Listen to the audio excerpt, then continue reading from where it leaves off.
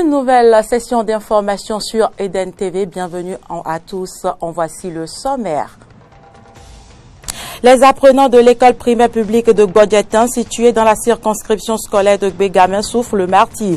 Zoom sur leurs conditions de travail exécrables en début de saison pluvieuse avec Morille Agua. Sitting ce matin au palais des gouverneurs à Porto Novo, des centrales syndicales, à savoir la CSTB et la FECENTRA Finance, protestent contre deux propositions de loi visant selon elles la destruction de la fonction publique béninoise. Ahmad remplace Issa Ayatou à la tête de la Confédération africaine de football CAF. Il a été élu ce jour 16 mars au cours du congrès électif de l'instance en Éthiopie.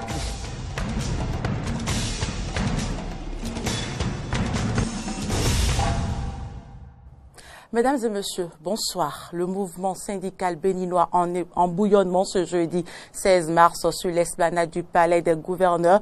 L'Assemblée nationale, la Confédération syndicale des travailleurs du Bénin et la FECENTRA Finance ont dénoncé ce matin par le moyen d'un sit-in ce qu'elles considèrent comme un projet de dilapidation des acquis des travailleurs à travers deux propositions de loi prochainement en étude au Parlement. Une motion a été lue dans ce sens et remise au directeur du cabinet du président de l'Assemblée nationale. On écoute un extrait de la déclaration. Considérant les luttes multiformes et les énormes sacrifices consentis par le peuple en général, les élèves, les étudiants, les travailleurs en particulier, pour arracher des griffes du parti État, PEPB, les libertés et le pain. Considérant toutes les violations de la Constitution du 11 décembre 1990 et des libertés fondamentales par le président de la République. Considérant que l'objectif des réformes institutionnelles actuelles, y compris surtout la révision en catimini de la Constitution par le président Talon, vise à terme à ligoter le peuple et le privatiser de ses droits fondamentaux pour surtout légaliser la privatisation de l'administration publique par l'utilisation des collaborateurs extérieurs sous contrat avec l'État, précariser davantage l'emploi et instaurer un régime policier par la systématisation de l'espionnage d'État sur les citoyens.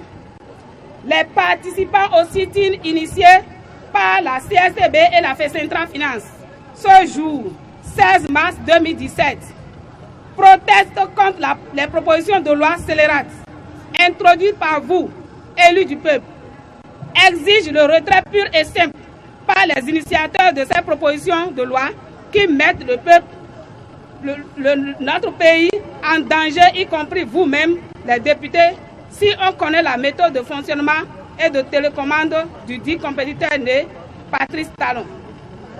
Exhorte la majorité des députés à se démarquer des dix initiateurs de ces différentes lois et à les rejeter pour ne pas inscrire leur nom sur les pages sombres de l'histoire de notre pays pour les générations futures.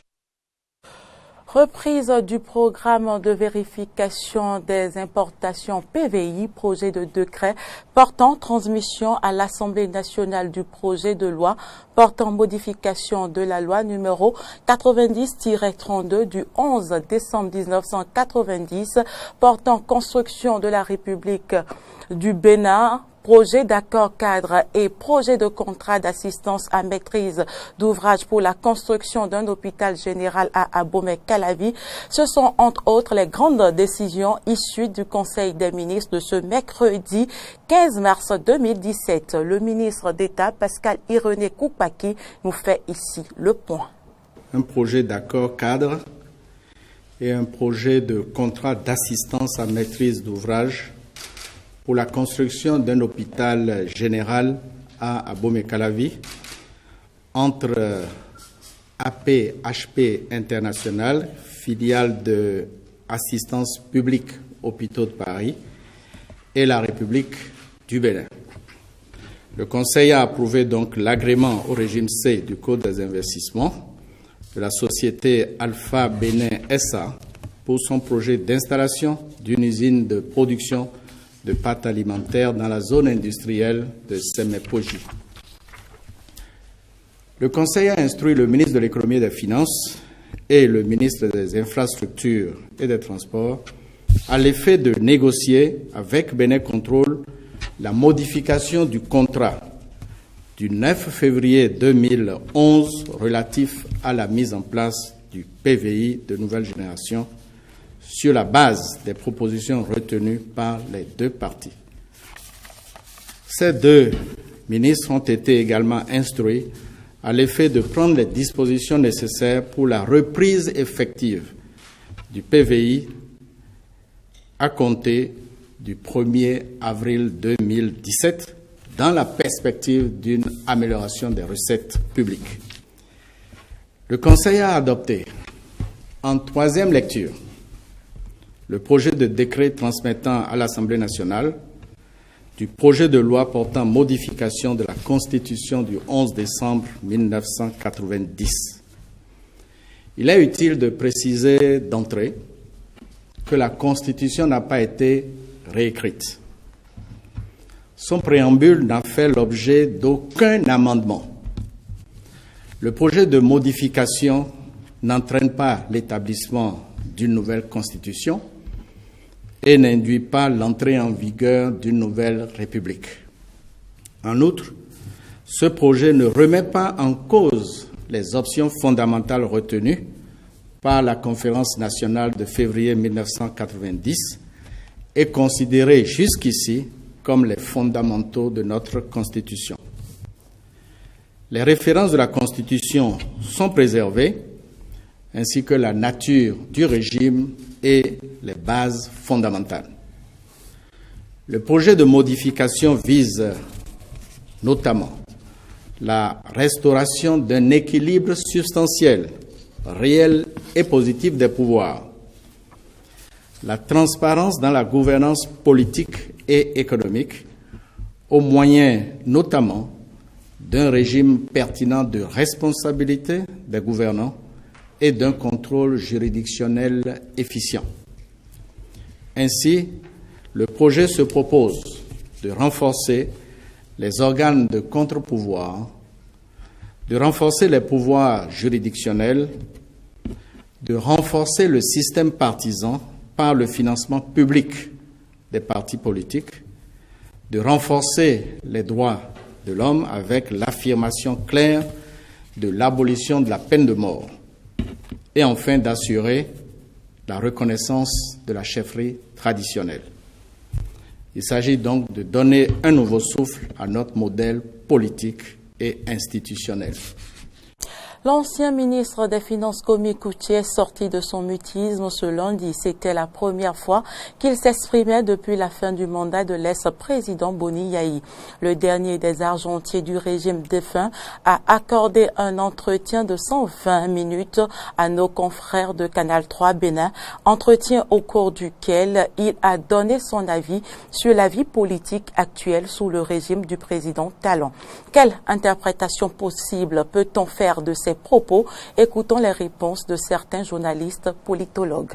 D'abord, il est intervenu à un moment où, si vous analysez bien les choses, il y a une sorte de morosité, une sorte de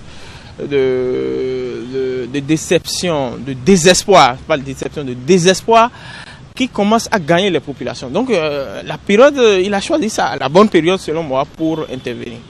Parce que quand un régime vient, le régime de Talon est venu avec beaucoup d'énergie, beaucoup de promesses, beaucoup d'idées dans les têtes. Et pendant les 11 mois qui ont passé, il a dû faire sa lecture, il a dit, ces gens-là, malgré tout ce qui est dit, on peut leur trouver des failles et on peut avoir à dire sur ces gouvernants. Donc il a choisi le bon moment pour rebondir.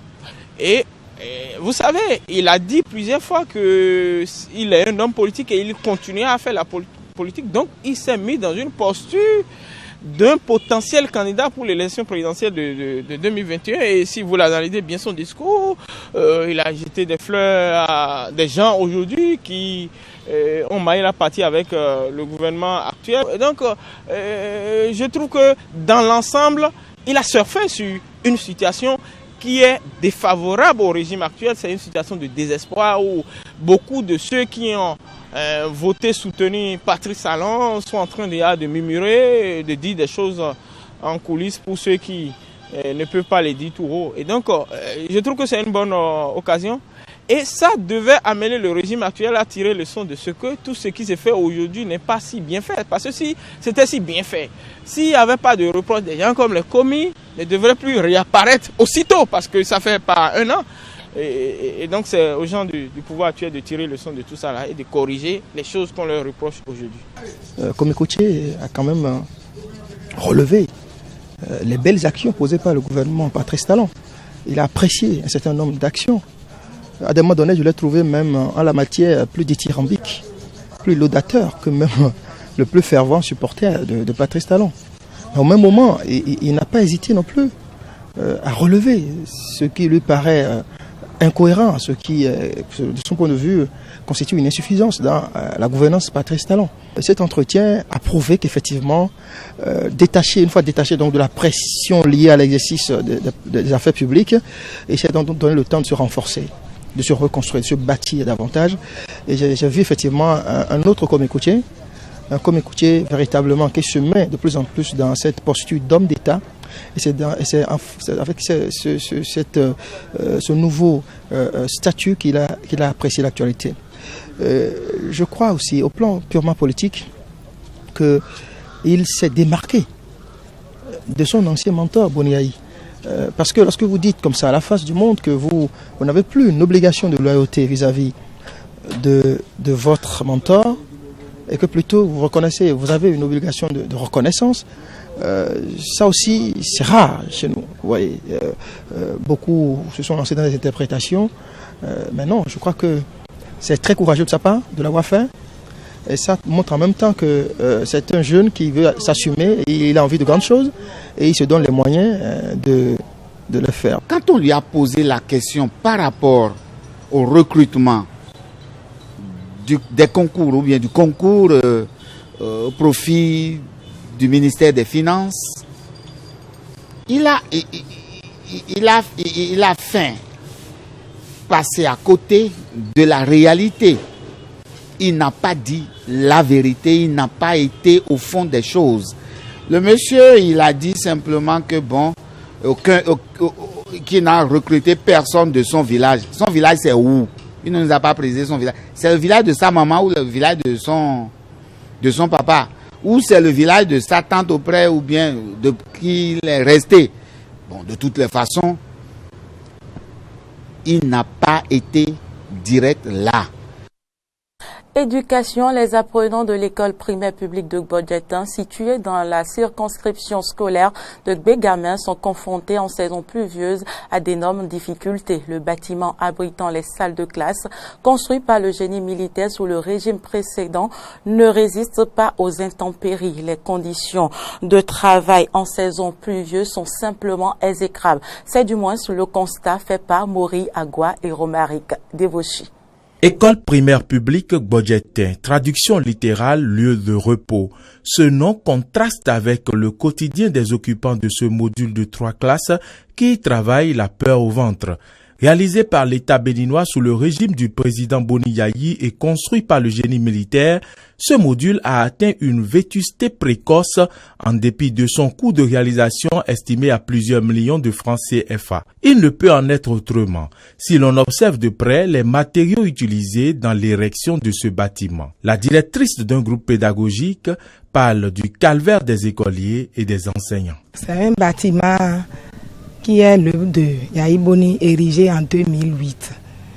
Donc, actuellement, le bâtiment est devenu branlant, le toit ne tient plus, il fait excessivement chaud dans la salle. Quand il pleut, la salle est inondée. Le plancher du sol ne tient plus. La proximité du terrain de football avec ce module de classe dépourvu par endroit de fenêtre expose au quotidien les écoliers et les maîtres à des perturbations. D'autres éducateurs se substituent aux maçons en fermant les trous par endroits avec des briques ou par des feuilles de tôle. Nous sommes confrontés à un grave problème d'insécurité puisque, disons que les fenêtres ne tenant plus, qui ont été remplacées par des claies, Bon, il y a des ouvertures et quand les gens jouent sur le terrain, la balle arrive facilement à pénétrer dans la salle. Donc là, on voit que les enfants sont exposés à des coups de balle, ainsi que le maître. Les directeurs des groupes pédagogiques lancent ici un appel au nom des écoliers. J'aimerais bien qu'on puisse nous changer carrément ce bâtiment qui est brûlant. Le travail est interrompu quand il pleut. En saison de pluie, on a des difficultés à dérouler les activités pédagogiques. Nous souhaitons vivement une aide d'urgence pour remplacer ce bâtiment. Nous lançons un appel vivement aux autorités, à toute personne de bonne volonté. Si l'on est d'accord que chaque enfant qu'on enseigne est un être qu'on gagne, on ne saurait atteindre de bons résultats scolaires dans des conditions piteuses. Vivement la réaction des autorités. Au registre économie, on s'intéresse à la commercialisation des produits pharmaceutiques. Le constat fait par certains clients des pharmacies est la variation des prix des médicaments d'une pharmacie à une autre. Qu'est-ce qui explique cela? Réponse dans ce reportage de Maury Agua. Voici deux ordonnances identiques présentées dans deux pharmacies, l'une à Abomey-Calavi et l'autre à Cotonou. Si pour le médicament numéro 1, la différence de prix est de 50 francs, pour le médicament numéro 3, elle est de 1230 francs. Pour mieux comprendre cette différence de prix, Dr Iliassou Bio-Obegui, secrétaire général adjoint du syndicat national des pharmaciens du Bénin, s'est prononcé. Souvent sur les bordereaux de livraison, on peut noter 4933. Donc, il peut avoir, le pharmacien peut mettre 4930, l'autre peut mettre 4935. Donc, ça dépend de ça. C'est juste un problème de 5 francs ou de 10 francs au plus. Concernant la différence de prix de 1230 francs, il explique. Je constate qu'il y a sur une ordonnance, c'est marqué 3145 et l'autre, c'est 4375. Donc, quand on vérifie, on constate que l'Alvitic Tonus est très cher. Donc, il y a une pharmacie où peut-être celle qui a mis le prix s'est trompée, a mis le prix de l'Alvitic simple au lieu de l'Alvitic Tonus. Si les explications du pharmacien posent entre autres un problème d'inattention des auxiliaires de pharmacie, il n'en demeure pas moins que certains prix varient en fonction des spécificités des médicaments. On peut avoir des variations sur plusieurs plans. Au niveau des médicaments, parfois il y a des changements de prix qui sont homologués par la commission tarifaire. Et si le grossiste ne change pas vite son prix, ça peut agir sur la pharmacie. Parfois, le médicament peut être en rupture et le pharmacien décide pour satisfaire la population de faire une commande spéciale. Au niveau de la parapharmacie n'est pas réglementée. La parapharmacie, c'est beaucoup plus des produits qui sont considérés comme des compléments alimentaires, les cosmétiques, les produits diététiques, c'est beaucoup plus ça la parapharmacie. C'est à ce niveau que vous allez constater des variations de prix. Malgré ces explications, le président de l'Association des consommateurs du Bénin persiste et signe sur l'existence de prix fantaisistes. Robert Akrobessi. Nous avons payé des médicaments dans une pharmacie à Grand Popo pour lesquels les coûts n'avaient rien à voir avec les coûts de ces médicaments à Cotonou.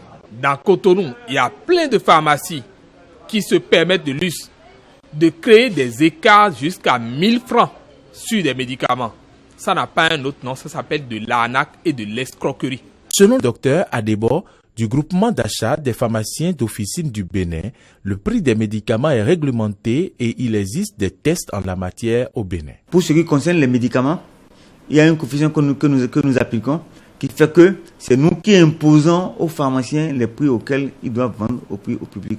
Donc, ils ne peuvent pas changer les prix. S'il arrive que, pour des raisons et certaines raisons, que les prix varient, c'est possible. C'est dû à quoi? C'est dû au fait que, théoriquement, tous les 3 mois ou tous les 6 mois, la commission tarifaire doit se réunir pour harmoniser les prix, pour réviser les prix. Donc, il arrive, par exemple, que certains produits varient à la baisse, comme d'autres varient à la hausse. Si un pharmacien a un produit dans son stock à un prix X donné et que dans 3 mois, ce produit subit une variation à la baisse, souvent ils écoulent d'abord le stock à la hausse là, avant d'appliquer le prix à la baisse. C'est ça qui fait que souvent on trouve des variations, mais c'est des variations qui sont vraiment minimes. Parce que quand il y a de grosses variations, en ce moment-là, nous demandons à tous les pharmaciens de nous dire le stock et qu'au moment où on doit débuter, on leur fait un avoir pour que le prix soit uniforme sur tout l'étendue du territoire béninois. Il justifie alors certaines différences de prix constatées par ailleurs. Si un pharmacien, pour des raisons quelconques, importe des produits par d'autres circuits en dehors des grossistes et autorisés ici, c'est sûr que les prix ne sont pas les mêmes. Mais il est tenu de vendre au prix du tarif syndical, c'est au prix que nous avons fixé ici. Parce que s'il fait cela, c'est peut-être pour maintenir sa clientèle. Mais en retour, il ne sait pas pour raison qu'il va augmenter le prix. S'il met les produits dans sa pharmacie à des prix différents du prix du tarif syndical, il est en infraction. Et que cela soit compris par tout le monde. Il est souhaitable que l'État soit désormais plus rigoureux concernant l'harmonisation des prix des médicaments dans les pharmacies sur toute l'étendue du territoire national afin d'éviter les plaintes de la population. En interactualité, le Cameroun a annoncé avoir libéré plus de 5000 civils des mains des islamistes armés nigériens de Boko Haram lors d'une opération militaire transfrontalière. Opération au cours de laquelle une soixantaine de djihadistes ont été tués et 21 suspects arrêtés. Les otages libérés, en majorité des femmes, des enfants et des personnes du troisième âge, ont été conduits au camp des déplacés de Bangui en territoire nigérien via le Cameroun. Élections législatives aux Pays-Bas, les libéraux du Premier ministre en tête devant les populistes de Geert Wilders, au grand soulagement de l'Europe. Le Premier ministre libéral néerlandais Mark Rutte a salué une victoire contre ce qu'il appelle le populisme du mauvais aloi. Les écologistes sont également parmi les grands gagnants des législatives. Ils ont récolté 16 sièges de députés, soit 4 fois plus que lors des élections dernières. Reportage. Sortie des urnes après les législatives du 15 mars aux Pays-Bas rassure l'Europe et les Hollandais.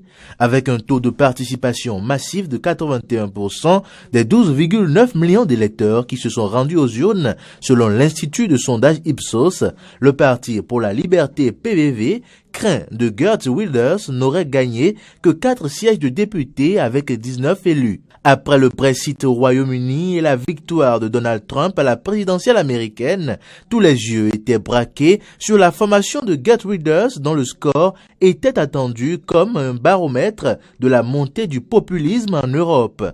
Le chef de la diplomatie française, le président de la Commission européenne et la chancelière allemande ont salué un vote contre l'extrême droite et les extrémistes. Le Premier ministre libéral néerlandais Mark Rutte, dont le parti a obtenu 31 sièges sur les 150, s'est aussi félicité de cette élection. C'est une soirée où le Royaume des Pays-Bas, après le Brexit, après les élections américaines, a dit stop au mauvais populisme. Dans son programme politique, Geert Wilders promettait d'interdire l'accès des Pays-Bas aux immigrants musulmans, d'interdire la vente du Coran et de fermer les mosquées. Les principales formations avaient dès lors exclu de gouverner avec le PVV, dont le score minime réjouit l'ensemble des autres partis, à l'instar des écologistes qui ont obtenu 16 sièges de députés. C'est important de noter que le populisme connaît un coup d'arrêt aux Pays-Bas. Geert Wilders a gagné quelques sièges ce soir. Ça n'a pas été l'avancée qu'il espérait ou que la droite en Europe espérait. Je pense que c'est important que les autres partis de gauche et progressistes dans le reste de l'Europe restent fidèles à leurs principes. Quand un populiste dit que les réfugiés ne sont pas les bienvenus en Europe, tenez-vous-en à vos principes qui disent qu'ils sont les bienvenus. Soyez progressistes. Soyez fiers de vos idées et ne les cachez pas. Je pense que trop de partis de gauche ont caché leurs idées. Le système électoral néerlandais à la proportionnelle presque intégrale oblige à créer des coalitions et dans le contexte actuel des Pays-Bas, la formation du prochain gouvernement pourrait prendre des mois. Le record actuel est de 208 jours. Sport pour mettre un terme à cette édition, un nouveau président pour la CAF, Confédération africaine du football. Son nom, Ahmed Ahmad. Il a été élu ce jour au congrès électif à l'instance qui a eu lieu en Éthiopie. Ahmad remplace Issa Hayatou qui subit un échec plutôt inattendu. Dernier Brisca à la tête des instances fêtières du football international. Après Sepp Blatter, poussé vers la porte de sortie de la FIFA en 2015, Issa Hayatou tire sa révérence le 16 mars 2016. Le Camerounais a subi un échec cuisant, le premier de sa longue carrière au poste de président de la Confédération africaine de football. Face au Malgache Ahmad Ahmad ce jeudi aux élections de la CAF, Hayatou n'a obtenu que 20 des 54 voix du continent, les 34 autres ayant été raflées par son adversaire. Hayatou qui quitte la tête de la CAF, c'est une page de l'histoire du football africain qui se tourne. Élu pour la première fois en 1988, le Camerounais n'avait de cesse de consolider son pouvoir sur le continent. Le point culminant de ce parcours fut l'intérim de la présidence de la FIFA assumée entre 2015 et début 2016, pendant la période de suspension de Blatter. Du temps d'Issa Hayatou, on retiendra néanmoins la création de nombreux tournois comme la Coupe d'Afrique des Nations des femmes. C'est également durant son règne que l'Afrique a décroché et organisé pour la première fois depuis 1930 une Coupe du monde de football. L'Afrique du Sud doit encore se rappeler du tournoi qu'elle a accueilli en 2010. Mais sa longévité dans le fauteuil de la CAF a fini par lasser. C'est le 8e mandat, celui de trop, après lequel il courait, qui a fini par l'emporter, non sans rappeler la triste fin d'un certain Sepp Blatter au sommet de la FIFA. C'est peut-être une nouvelle norme. Les instances de football ressentent de plus en plus un besoin de renouvellement. Fin de cette édition. Merci de l'avoir suivi. À bientôt.